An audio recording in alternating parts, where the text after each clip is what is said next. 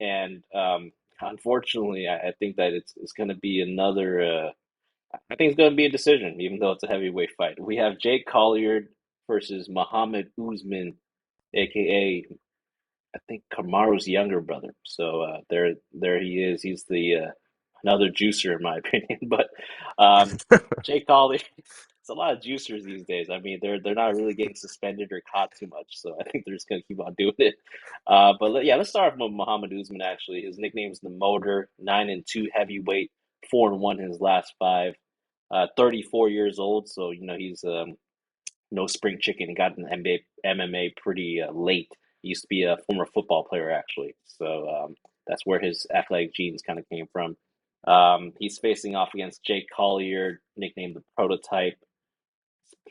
He is 1-4 in his last five. Man, Jake Collier, the only thing I can say about this guy is he used to be a middleweight, and he just kind of is undisciplined and balloons to heavyweight. And I never like picking those kind of people. I mean, I feel like that shows like a lack of discipline, to not even try to cut down to your natural weight. Even though he does have some skill, he has some good pace and volume for a heavyweight. But as we just saw with his last fight, I mean, he can get paced by a bigger heavyweight when he lost to Martin Budet, right? So, I mean, I don't think that that's something that is even his calling card anymore. Um, he had a really close fight with Andrei Arlovski, but people say he should have won that, but you know, it is what it is. He lost that one too, so he's just taking L after L.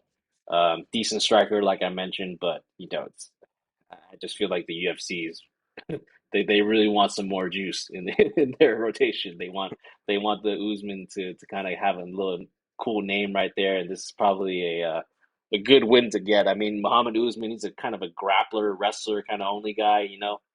His striking technique is trash in my opinion, but he does have that heavyweight power. I mean, we saw that he knocked out. I forgot his first name, but he knocked out Pauga, and then that was like a highlight knockout right there. Pauga looked like he was doing anything and everything to him, and then all of a sudden that juice is dangerous, man. If you catch you on the chin, it's gone. You're gone pretty much. You got shadow realm, the Puga guy. So he's a physical specimen compared to Collier. I mean, just compare their bodies. Once again, I think the UFC wants to push this guy over Collier. Right now, as far as a parlay piece, Muhammad Usman -155 favorite, or -140 actually, just turned to -140. He opened up at a +165. So a lot of people took those dog odds, and I don't blame them, man. I wish I got those dog odds because that's ridiculous. I would have taken those dog odds for sure. Is he good to play as a favorite? I mean, his striking is so ass that I don't know if I could lay juice on him like that. But what Collier showed me in his last fight was absolutely nothing. I mean, he got outpaced by Martin Budet. Um, I would lean towards passing right now, but if Muhammad Usman gets cheaper and gets more into like a pick'em kind of area, or if he even flips to the dog somehow, I might put Usman in my parlay because I think that's just too attractive of a price right there. I think that he can just use his sheer physicality to just get this dub.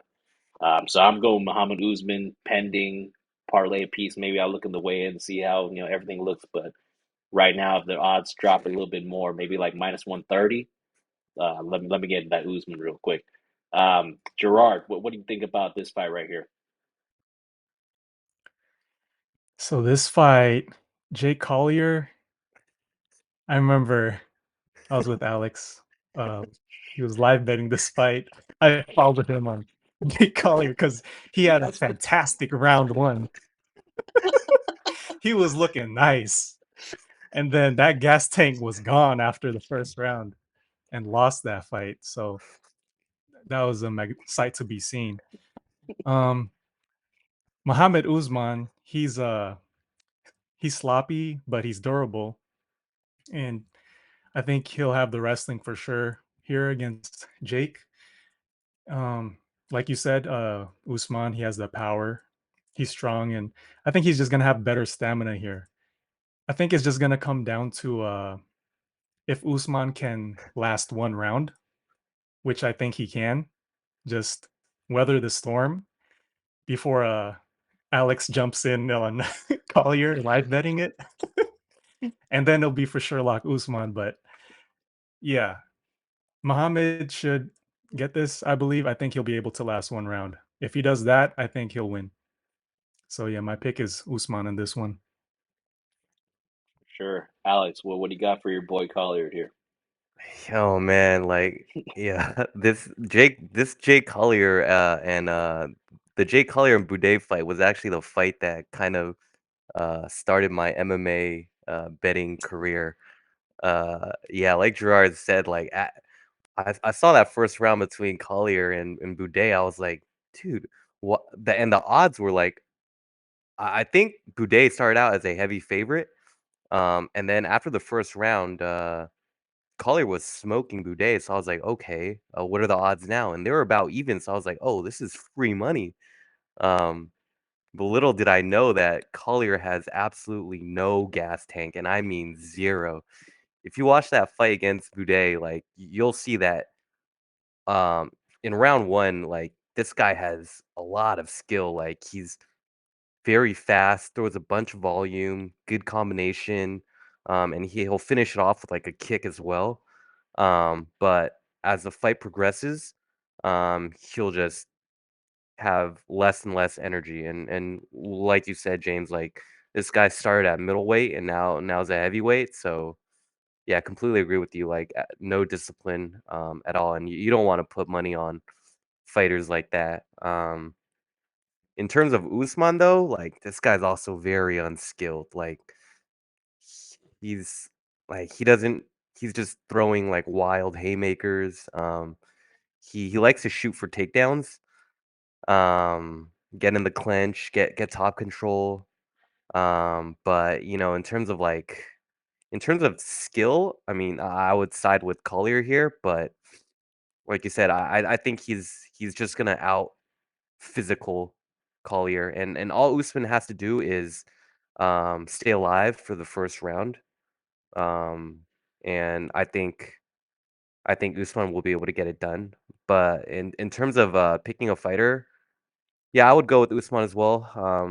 But I think I think I'm going to pass on this fight, to be honest. Maybe live bet after the first round on Usman, but um, you know, it's heavyweight. Anything can happen. So, uh, but leaning Usman here. Yep, sounds good. I like that suggestion of live bet on Usman because Collier could pull that, round one that he pulls, and then he could absolutely look like trash for the next, few rounds. Just to reference your point about, the lack of skill of Usman, I mean, 15% takedown accuracy, it's, striking 0.92 strikes landed per minute. He absorbs 2.62 per minute. I mean, yeah, this guy has no skill at all. But, he did beat Junior Tafa, who's I think Justin's or one of the younger Tafa brother, and he went 2 for 14 takedowns and he won. So Usman just needs a few to lay on top of you and to do his thing and just get it done. So I mean that's why I think if it's like dog odds, like the people who got him at dog odds, I think that's very attractive. So I hope that maybe it's a good live betting situation there.